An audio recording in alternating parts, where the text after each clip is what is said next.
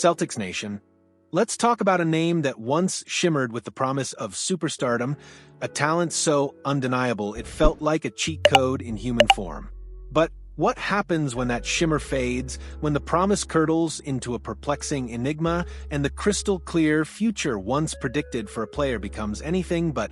Has Ben Simmons' once bright path truly illuminated?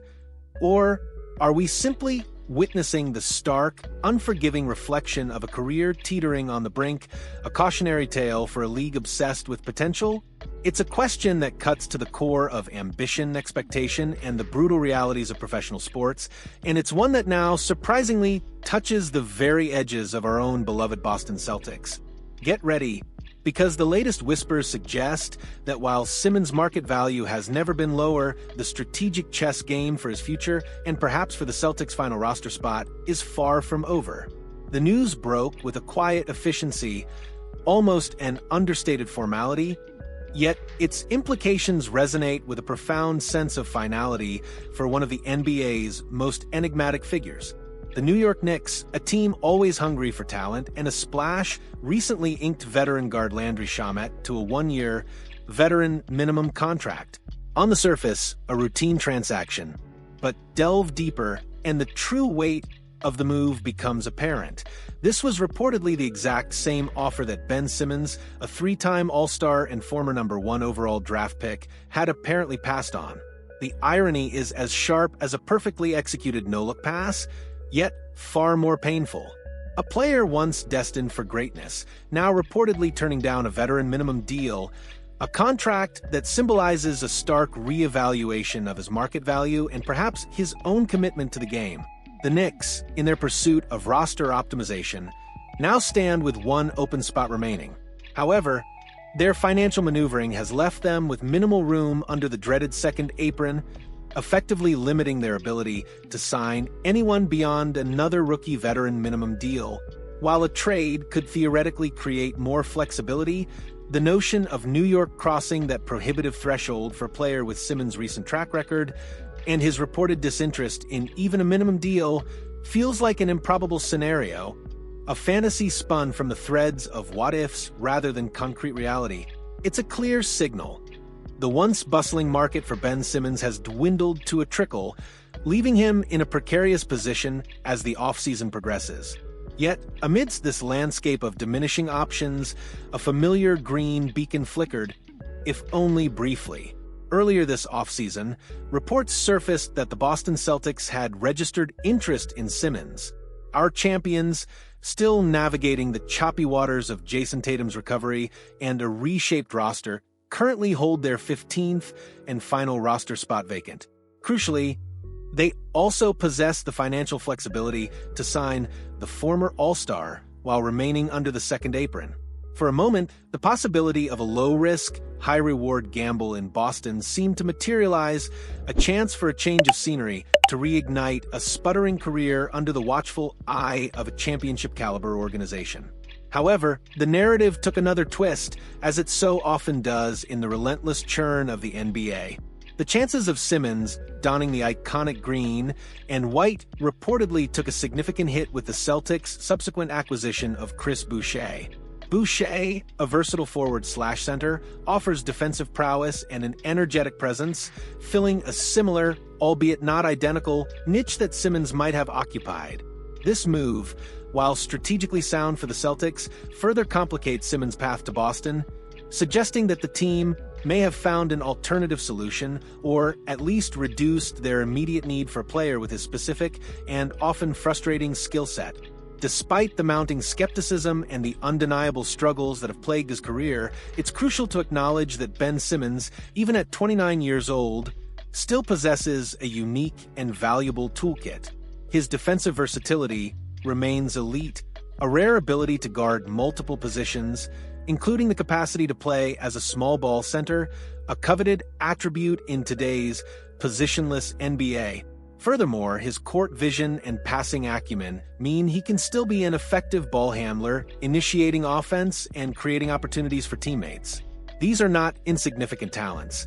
They are skills that, when fully deployed, can impact winning. However, the shadow of his unreliable track record looms large.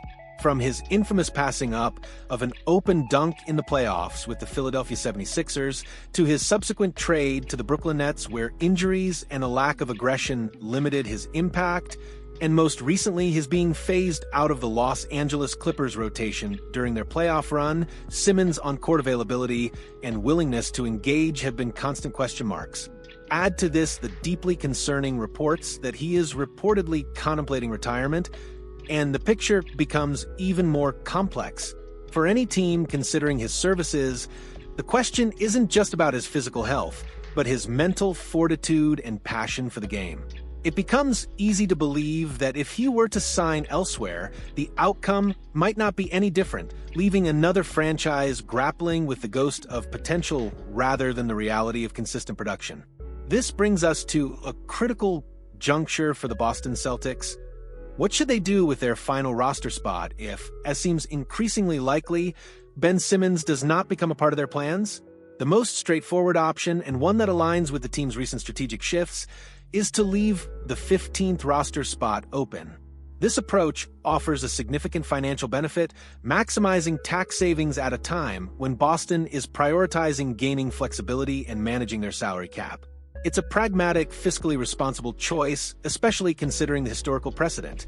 It is rare for a player signed to that 15th, often minimum salary, opening to become a consistent, impactful contributor to a championship-contending team.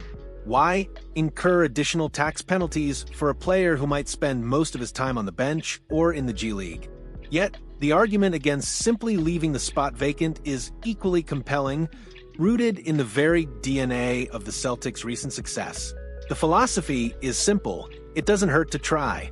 Boston's player development infrastructure, renowned for its ability to unearth and cultivate talent, has a proven track record of transforming individuals from the bottom of the roster into legitimate rotation fixtures.